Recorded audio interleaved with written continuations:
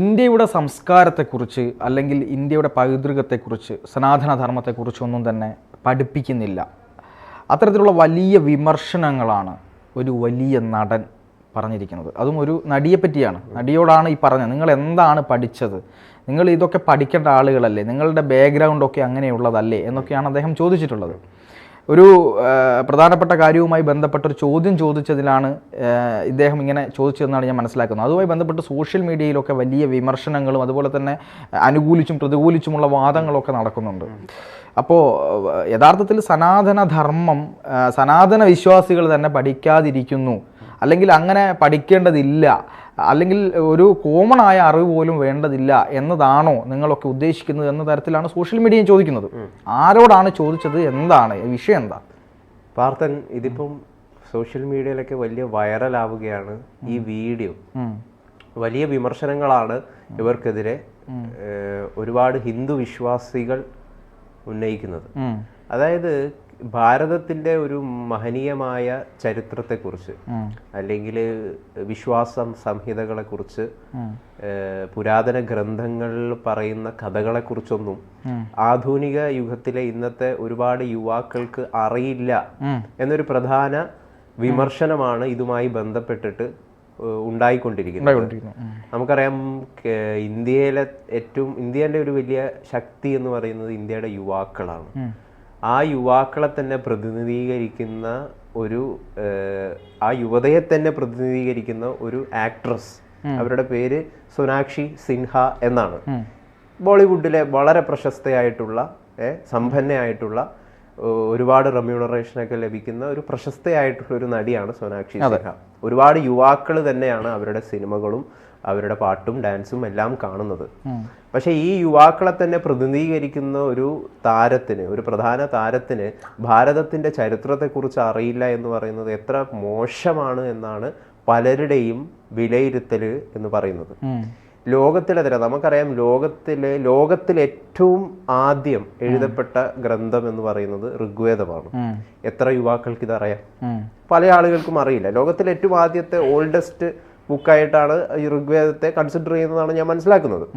അപ്പൊ ഇങ്ങനെ ഈ ഒരു വിഷയം നേരത്തെ തന്നെ പല രീതിയിൽ സംസാര വിഷയമായിട്ട് തീർന്നിട്ടുണ്ട്. കാരണം ഈ ക്രിസ്ത്യൻ സമൂഹത്തിനിടയിലോ അല്ലെങ്കിൽ മുസ്ലിം കമ്മ്യൂണിറ്റിക്കിടയിലൊക്കെ അവരുടെ വിശ്വാസ സംഹിതകളെക്കുറിച്ച് വളരെ ഡീറ്റെയിൽഡ് ആയിട്ടും വളരെ കൃത്യവുമായിട്ടും ആ സമൂഹത്തിൽപ്പെടുന്ന ആളുകൾക്കും കുട്ടികൾക്കും ഏത് പ്രായക്കാർക്കും വളരെ കൃത്യമായിട്ടുള്ള ബോധ്യമുണ്ട്.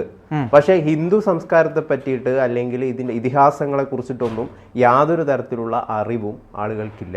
ഹിന്ദുയിസത്തെ പറ്റി എന്തെങ്കിലും ഒരു കാര്യം ചോദിച്ചു കഴിഞ്ഞാൽ ഈ വിശ്വാസികളായിട്ടുള്ള ഹിന്ദുക്കൾ തന്നെ ബബ്ബെ അടിക്കും ചില സമയങ്ങളിലൊക്കെ. പക്ഷെ നേരെ നമ്മൾ മുസ്ലിമിന്റെ അടുത്തോ അല്ലെങ്കിൽ ക്രിസ്ത്യാനികളുടെ അടുത്തോ എന്തെങ്കിലും ഒരു ചോദ്യം ചോദിച്ചു കഴിഞ്ഞാൽ അവർ വളരെ കൃത്യമായിട്ട് ഉത്തരം പറയും. കാരണം അതിന് കൃത്യമായ കാരണമുണ്ട്. കാരണം അവിടെ കൃത്യമായിട്ടുള്ള ഒരു പഠന പ്രക്രിയയുണ്ട്. ചെറുപ്പം മുതലേ പഠനം പഠിപ്പിക്കുകയും അങ്ങനെയൊക്കെ ചെയ്യുന്ന ഒരു കാര്യമുണ്ട്. ഈ സംഭവം നടന്നിരിക്കുന്നത് ഒരു ക്യൂസ് പരിപാടിക്കിടെ, ഒരു പ്രശസ്തമായിട്ടുള്ള ഏറെക്കാലമായിട്ട് വളരെ പ്രശസ്തി ആർജിച്ച് തുടർന്നുകൊണ്ടിരിക്കുന്ന ഒരു ക്യൂസ് പരിപാടിയാണ്. അമിതാഭ് ബച്ചനാണ് ആ പരിപാടിയുടെ ആങ്കർ എന്ന് പറയുന്നത്.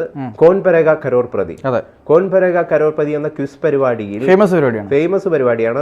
നമ്മുടെ നാട്ടിലെ സുരേഷ് ഗോപിയൊക്കെ അതിന്റെ ഒരു റെപ്ലിക്കയായിട്ട് ഏഷ്യാനെറ്റിലൊക്കെ അത്തരം പരിപാടികൾ അവതരിപ്പിച്ചിട്ടുണ്ടായി. അപ്പൊ ഈ പരിപാടിയിൽ എത്തിയ 2 പേര്, അതിലൊരാള് സോനാക്ഷി സിൻഹയാണ്. അമിതാഭ് ബച്ചന്റെ ചോദ്യം ഇതായിരുന്നു: ആർക്കു വേണ്ടിയാണ് ഹനുമാൻ മൃതസഞ്ജീവിനി എന്ന മല കൊണ്ടുവന്നത് എന്നായിരുന്നു അമിതാഭ് ബച്ചന്റെ ചോദ്യം. ആ ചോദ്യത്തിന് സോനാക്ഷി സിൻഹയ്ക്ക് ഉത്തരം പറയാൻ പറ്റിയില്ല. അവര് വളരെ ഭയന്ന് വേർത്തവിടെ ഇങ്ങനെ ഇരിക്കുകയായിരുന്നു. അമിതാഭ് ബച്ചൻ ഓപ്ഷൻസ് കൊടുക്കുന്നുണ്ട്: സുഗ്രീവൻ, ശ്രീരാമൻ, സീത, ലക്ഷ്മണൻ. പറയൂ, ആർക്ക് വേണ്ടിയിട്ടാണ് ഈ മല കൊണ്ടുവന്നത്? ഉത്തരവില്ല. രാമായണം വായിച്ചിട്ട് വരട്ടെ. അപ്പൊ അമിതാഭ് ബച്ചൻ പറയുന്നുണ്ട്: നിങ്ങൾ ഓർക്കണം, നിങ്ങളുടെ അച്ഛന്റെ പേര് ശത്രുഘ്നൻ സിൻഹ എന്നാണ്. നിങ്ങൾ താമസിക്കുന്ന വീടിന്റെ പേര് രാമായണൻ എന്നാണ്. താങ്കളുടെ സഹോദരന്മാരുടെ പേര് ലവൻ എന്നും കുശൻ എന്നുമാണ്. ശുഭം. എന്നിട്ടും നിങ്ങൾക്ക് ആർക്ക് വേണ്ടിയിട്ടാണ് ഹനുമാൻ ഈ മല കൊണ്ടുവന്നത് എന്നറിയില്ലേ എന്നും അമിതാഭ് ബച്ചൻ ചോദിക്കുന്നുണ്ട്. ഈ സോനാക്ഷി സിൻഹ പ്രശസ്തനായിട്ടുള്ള ഈ ശത്രുഘ്നൻ സിൻഹ എന്ന് പറയുന്ന ആളുടെ മകളാണ്, നടന്റെ മകളാണ് ഈ സോനാക്ഷി സിൻഹ. അപ്പൊ ഇതുമായി ബന്ധപ്പെട്ടിട്ടാണ് ഈ വിമർശനം വലിയ രീതിയിൽ ഉയർന്ന് കേൾക്കുന്നത്. കാരണം ഭാരതം എന്ന് പറയുന്നതിന്റെ ഒരു ചരിത്രത്തെക്കുറിച്ച് പല ആളുകൾക്കും കൃത്യമായ ബോധ്യമില്ല. ഇതാണ് ഇതിലൂടെ പുറത്തു വന്നിരിക്കുന്നത്. ഇത് പ്രധാന വിമർശനം ഉന്നയിച്ചിരിക്കുന്നത് നമ്മളെ ഖന്ന, അദ്ദേഹത്തിന്റെ മുകേഷ് ഖന്ന എന്ന് പറയുന്ന ശക്തിമാൻ സീരിയലിലെ ആ ശക്തിമാൻ ക്യാരക്ടറെ അവതരിപ്പിച്ച നടനാണ് ഒരു മാധ്യമത്തിൽ ഇതുമായി ബന്ധപ്പെട്ട് പ്രധാന വിമർശനം മുമ്പോട്ട് വെച്ചത്. ഇത്തരം, അതായത് ഹനുമാൻ മൃതസഞ്ജീവനി എന്തിനു വേണ്ടിയാണ് കൊണ്ടുവന്നത്, ആർക്ക് വേണ്ടിയാണ് കൊണ്ടുവന്നത് എന്ന ചോദ്യം ചോദിക്കുമ്പോൾ അതിന് ഉത്തരം പറയാൻ നിങ്ങൾക്ക് എന്തുകൊണ്ട് പറ്റുന്നില്ല എന്നുള്ളതായിരുന്നു മുകേഷ് ചോദിച്ചത്. അതായത് നമ്മുടെ പാരമ്പര്യത്തെ, നമ്മുടെ സനാതന ധർമ്മത്തിൽ, യഥാർത്ഥത്തിൽ അവർ ചോദിക്കുന്ന ചോദ്യം ഞാൻ പറയുന്നതല്ല, സനാതന ധർമ്മത്തിൽ 2 ഇതിഹാസങ്ങളാണ് പ്രധാനമായുള്ളത്, മഹാഭാരതവും രാമായണവും. ആ 2 ഇതിഹാസങ്ങളെ കുറിച്ച് പോലും നിങ്ങൾക്ക് അറിയില്ല എന്നുണ്ടെങ്കിൽ നിങ്ങൾ ഈ പറയുന്ന വീടിന്റെ പേര് രാമായണം എന്ന് വെക്കുന്നു. അതുപോലെ തന്നെ ലവനും കുശനും എന്ന് ഈ സഹോദരങ്ങൾക്ക് പേരിടുന്നു. സോനാക്ഷിയുടെ പേരിന്റെ അർത്ഥം എന്താണ്? സോനാക്ഷി എന്ന് പറഞ്ഞാൽ ദേവിയുടെ പേരിനോട് ചേർന്ന് നിൽക്കുന്ന മനോഹരമായ കണ്ണുകളുമായി ബന്ധപ്പെട്ട് ദേവിയുടെ പര്യായത്തോടു കൂടി നിൽക്കുന്ന ഒരു പേരാണ് സോനാക്ഷി എന്ന് പറയുന്നത്. അതുപോലും ഇവർക്ക് അറിയുമോ എന്ന് നമുക്ക് സംശയിക്കേണ്ടി വരും. അപ്പൊ യഥാർത്ഥത്തിൽ ഇത് എന്തിനു വേണ്ടിയിട്ടാണ് മൃതസഞ്ജീവനി കൊണ്ടുവന്നത് എന്നാണ് ഈ മുകേഷ് ഖന്ന ചോദിച്ചത്. മാത്രമല്ല അദ്ദേഹം ഈ ശത്രുഘ്നൻ സിൻഹ മക്കളെ ഒരു കാരണവശാൽ, അതായത് ഒരു പാരമ്പര്യമായ അറിവുകളൊന്നും തന്നെ ഇവർ പഠിപ്പിച്ചിട്ടില്ല, സനാതനമായ സംസ്കാരത്തെ പറ്റി പഠിപ്പിച്ചിട്ടില്ല. ശത്രുഘ്നൻ സിൻഹ എന്ന് പറയുന്ന ആള് തൃണമൂൽ കോൺഗ്രസിലെ നേതാവാണ്.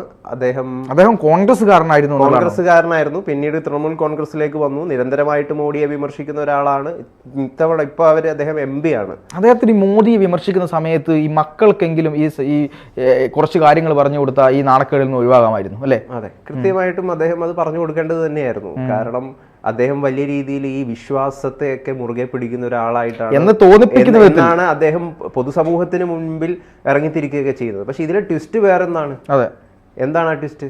അതായത് ഈ ഹനുമാൻ എന്തിനാണ് മൃതസഞ്ജീവനി കൊണ്ടുവന്നത് എന്ന പ്രധാനപ്പെട്ട ചോദ്യമുണ്ട്. അതായത് ഈ ലക്ഷ്മണനുമായി ബന്ധപ്പെട്ടാണ് ഇത്തരത്തിലൊരു സംഭവം ഉണ്ടാകുന്നത്. രാവണനും രാമനും തമ്മിൽ നടന്ന രാമരാവണ യുദ്ധത്തിൽ ഇന്ദ്രജിത്തുമായി, അതായത് ഇന്ദ്രനെ ജയിച്ചവനാണ് ഇന്ദ്രജിത്തുമായി വരുന്ന വലിയ യുദ്ധത്തിൽ ലക്ഷ്മണൻ മോഹാലസ്യപ്പെട്ട് വീഴുകയാണ്. മരണം സംഭവിക്കും എന്ന് ഘട്ടത്തിനൊക്കെ അടുക്കുമ്പോൾ അദ്ദേഹത്തെ ഉണർത്താൻ വേണ്ടി ഒരേ ഒരു മരുന്ന് മാത്രമേ ഉള്ളൂ, അത് മൃതസഞ്ജീവനിയാണ്. ആ മഹാമരുന്നിന് വേണ്ടിയിട്ടാണ് ഹനുമാനെ പറഞ്ഞയക്കുന്നത് മഹാമേരു പർവ്വതത്തിലേക്ക്. മഹാമേരു പർവ്വതത്തിലെത്തിയ ഹനുമാന് ആ പേര് മറന്നുപോയി, ഏത് ചെടിയാണ്, ഏത് ഔഷധമാണ് എന്നുള്ളത് മറന്നുപോയി. അതുകൊണ്ട് പുള്ളി എന്ത് ചെയ്തു, നേരെ ആ മഹാമേരുവിനെ തന്നെ അനുവാദം ചോദിച്ചുകൊണ്ട് ഉയർത്തി കൊണ്ടുവന്ന് കൊടുത്തു, അദ്ദേഹത്തെ രക്ഷപ്പെടുത്തി. ഇതാണ് കഥ. പക്ഷേ ഇതുപോലും അറിയാത്തത് എന്ന് സോഷ്യൽ മീഡിയ വിമർശനത്തിന് തൊട്ടു പിന്നാലെയാണ് ഒരു വലിയ ട്വിസ്റ്റ് ഈ പറഞ്ഞതുപോലെ ഗൗതം പറഞ്ഞതുപോലെ സംഭവിച്ചത്. അതായത് ഈ പുള്ളിക്കാരത്തിയെ വിവാഹം കഴിച്ചത് ഒരു ഇസ്ലാമായിട്ടുള്ള ഒരാൾ, ഒരു മുസ്ലിം ആയിട്ടുള്ള ഒരു വ്യക്തിയാണ് വിവാഹം കഴിച്ചത്. അപ്പോ സഹീർ ഇക്ബാൽ എന്നാണ് അദ്ദേഹത്തിന്റെ പേര്, സഹീർ ഇക്ബാൽ. അപ്പൊ ഇതുകൊണ്ട് സോഷ്യൽ മീഡിയ പറയുന്നത് സ്വാഭാവികമായി സോനാക്ഷിയുടെ സഹോദരന്മാരായിട്ടുള്ള ലവനും കുശനും ഈ വിവാഹത്തെ തുടക്കം മുതലേ എതിർത്തിരുന്നു. അതോടൊപ്പം തന്നെ ശത്രുഘ്നൻ സിൻഹയുടെ ഭാര്യ പൂന സിൻഹയും ഈ വിവാഹത്തിൽ വലിയ രീതിയിലുള്ള അതൃപ്തി പ്രകടിപ്പിച്ചിരുന്നു എന്നും സോഷ്യൽ മീഡിയ ഇപ്പൊ ഇതിനോടകം പറയുന്നുണ്ട്. അതായത് ഈ 2 പേർക്കും വിസമ്മതമായിരുന്നു ഈ സഹീർ ഇക്ബാലിനെ സോനാക്ഷി വിവാഹം കഴിക്കുന്നത്. പക്ഷേ എന്നിട്ടും അവർ വിവാഹം കഴിച്ചു. ഇപ്പൊ അവരുടെ കൂടെയാണ് സോനാക്ഷി താമസിക്കുകയൊക്കെ ചെയ്യുന്നത്. തീർച്ചയായും വിവാഹം ആരുടെ കൂടെ കഴിക്കണം, ആരെ കെട്ടണം, അത് മതമുണ്ടോ എന്നൊക്കെ ചോദിച്ചാൽ എനിക്ക് അതിനോട് അഭിപ്രായമില്ല. കാര്യം എന്താണെന്ന് പറഞ്ഞാൽ അഭിപ്രായമില്ല എന്നല്ല, അത് അവരുടെ സ്വാതന്ത്ര്യമാണ്. അതിനെ ബഹുമാനിച്ചുകൊണ്ട് തന്നെ അത് ഏത് മതത്തിൽപ്പെട്ട ആളുകളായാലും പരസ്പരം ഇഷ്ടപ്പെട്ടാൽ പ്രണയിച്ച് കല്യാണം കഴിക്കാം എന്നാണ് ഞാൻ വിശ്വസിക്കുന്നത്. പക്ഷേ സോഷ്യൽ മീഡിയ പറയുന്നത് നിങ്ങളുടെ പാരമ്പര്യത്തെ പോലും മറന്നുകൊണ്ട് നിങ്ങളൊരു മുസ്ലിമിനെ വിവാഹം കഴിക്കുമ്പോൾ നിങ്ങൾക്ക് കുറച്ചുകൂടി ഖുറാൻ പഠിക്കാനായിരിക്കാം സമയം കിട്ടിയിട്ടുണ്ടാവുക എന്ന തരത്തിലുള്ള വിമർശനങ്ങളൊക്കെ ഈ തരത്തിൽ വരുന്നുണ്ട്. അതൊക്കെ ശരിയാണോ എന്ന് ചോദിച്ചാൽ അതൊക്കെ മറ്റുള്ളവർ വിലയിരുത്തേണ്ടതാണ്. എന്തായാലും അവസാനിപ്പിക്കാനുള്ള ഒരു സമയമായി. ഭാരതത്തിന്റെ ഒരു ചരിത്രത്തെ പറ്റി, ഇതിഹാസങ്ങളെ പറ്റിയിട്ടൊക്കെ ഹിന്ദുക്കൾ മാത്രമൊന്നല്ല പഠിക്കേണ്ടത്, ഇന്ത്യക്കാരനായിട്ടുള്ള ഏതൊരാളും അതിനെക്കുറിച്ച് കൃത്യമായിട്ട് അറിഞ്ഞിരിക്കേണ്ടത് തന്നെയാണ്. തീർച്ചയായും.